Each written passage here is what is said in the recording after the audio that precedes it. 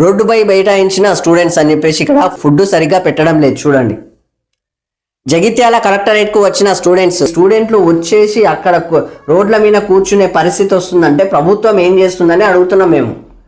ప్రభుత్వం ఏం చేస్తుంది? మీరు ఆల్రెడీ బెస్ట్ ఫుడ్ ఇవ్వాలని చెప్పేసి మీరే అంటారు కదా, దానికోసం నిధులు కూడా రిలీజ్ చేస్తున్నామని చెప్తారు కదా, మరి ఎక్కడ పోయా పైసలు?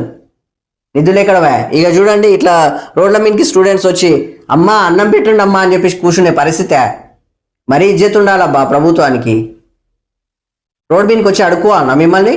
మీకు ట్యాక్సులు కట్టుకుంటే వాళ్ళు రోడ్ మీదకి వచ్చి మిమ్మల్ని అడుక్కోవాలి అన్నం పెట్టుండని.